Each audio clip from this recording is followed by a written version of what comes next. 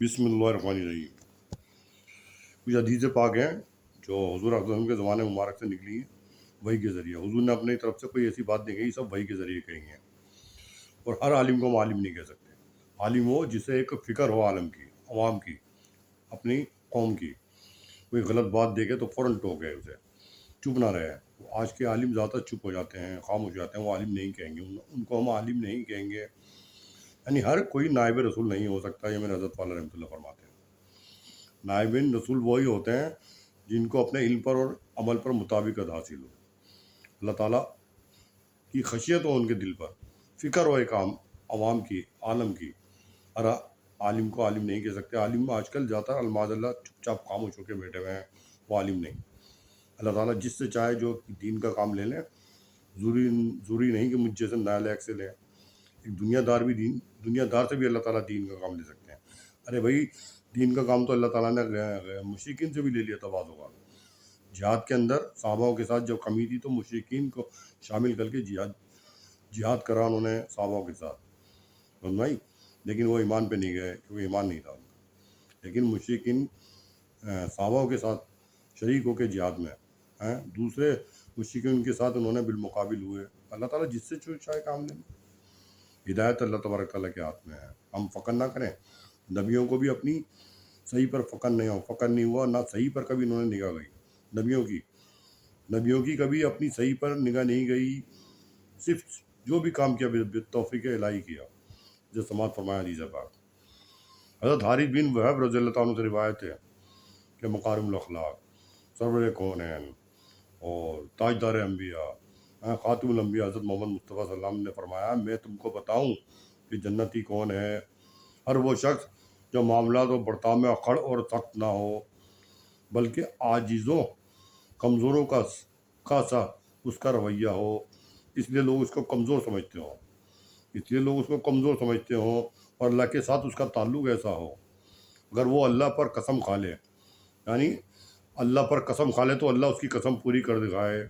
یعنی کسی بندے نے کہہ دیا ایسا ہوگا تو اس کی اللہ تعالیٰ قسم کو پوری کر دیتے ہیں اپنے بندے کی۔ ایسے روئے زمین پہ بندے ہر وقت موجود رہتے ہیں اور قیامت تک رہیں گے۔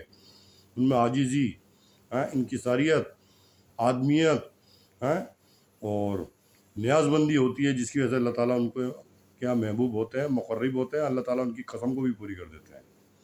اور کیا میں تم کو بتاؤں کہ وہ دوزخی کون ہے؟ ہر اکڑ پن، بدخو اور مغرور شخص دوزخی ہوتا ہے۔ تشریح اس کو حضرت علامہ منظور نعمانی صاحب رحمۃ اللہ نے تشریح کی ہے۔ اس حدیث میں اہل جنت کی صفت ضعیف، متضعف بتلائی گئی ہے۔ اس سے مراد وہ ضعیف اور کمزوری نہیں ہے جو قوت اور طاقت کے مقابلے میں بولی جاتی ہے، کیونکہ وہ ضعف و کمزوری کوئی قابل تعریف صفت نہیں ہے، بلکہ ایک حدیث میں تو صراحتاً فرمایا گیا ہے، المومن القوی خیر و احب الی اللہ تعالی من المومن الضعیف۔ صحیح مسلم کی حدیث ہے، طاقتور مسلمان خدا کے نزدیک کمزور مسلمان سے زیادہ بہتر اور محبوب ہے۔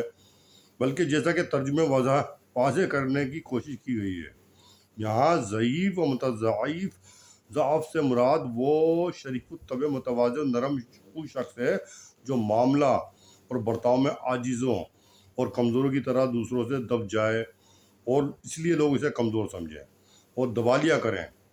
یعنی یہاں ضعیف و متضعف سے مراد وہ شریف الطبع، متواضع، یعنی بہت شریف طبیعت کا آدمی، اور جو اپنے آپ کو گرا رہا ہے، نرم خون، نرم مزاجی کے ساتھ بات کر رہا ہے کسی سے، اور جو معاملے اور برتاؤ میں عاجزوں اور کمزوروں کی طرح دوسروں سے دب جائے، عاجزیت میں، انکساریت میں، آدمیت میں، انسانیت میں دوسروں سے دب جائے، خاموش ہو جائے،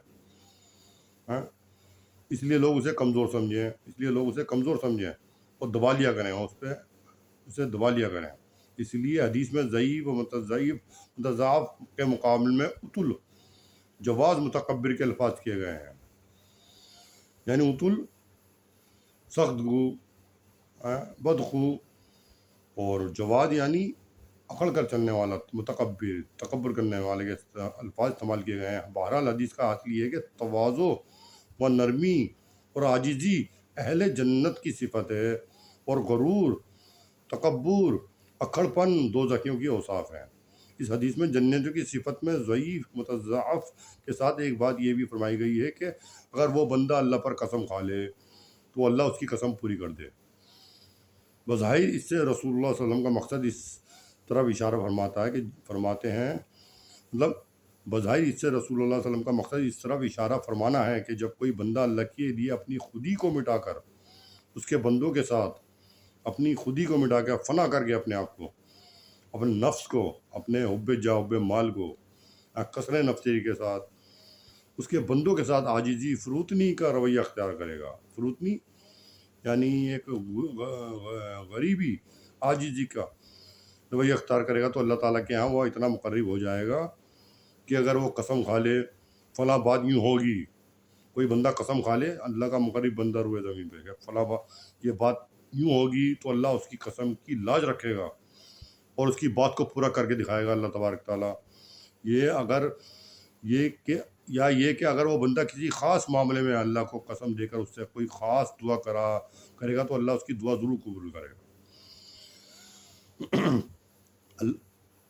اللہ تعالیٰ کے ہاں وہ اتنا مقرب ہو جائے گا کہ اگر وہ قسم کھا لے کہ فلاں بات یوں ہوگی تو اللہ تعالیٰ اس کی قسم کی لاج رکھے گا اور اس کی بات کو پورا کر دکھائے گا۔ یا یہ کہ اگر وہ بندہ کسی خاص معاملے میں اللہ کو قسم دے کر اس سے کوئی خاص دعا کرے گا تو اللہ تعالیٰ کی دعا ضرور قبول کرے گا۔ اللہ تعالیٰ اس کی دعا ضرور قبول کرے گا۔ یہ حدیث ہے، بس ایک سن لیجیے آج، سمجھ میں آئی بات؟ کوئی بندہ عاجزی، انکساری اور نیاز بندی کے ساتھ دب کر نرم مزاجی کے ساتھ کوئی بات کرے کسی سے تو لوگ سمجھتے ہیں اسے لوگ دبا لیتے ہیں۔ فرما رہے ہیں کہ حدیث میں تشریح کر کے علماء کرام کہ اگر وہ قسم کھا لے کسی بات پر، کوئی بات پہ قسم کھا لے کہ یہ یوں ایسا ہوگا تو اللہ تعالیٰ اس کی قسم کو پوری کرنے والے ذات وحدہ لا شریک اللہ تعالیٰ ہیں، اس کی قسم کی لاج رکھ لیتے ہیں، اس کی قسم کو پورا کر کے دکھا دیتے ہیں اللہ تعالیٰ۔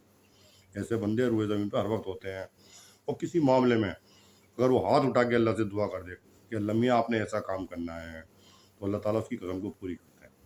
یہ تشریح ہے۔ اللہ تعالیٰ اس بات پر عمل پیرا ہونے کی توفیق آسانی سے نوازے تمام سامعین حضرات کو، اور آپ کے توفیق میں اللہ تعالیٰ مجھے بھی، اس ناکاروں کو بھی، غیروں کو اللہ ہدایت کاملہ فرمائے۔ آمین ثم آمین۔ واخر دعوانا الحمدللہ۔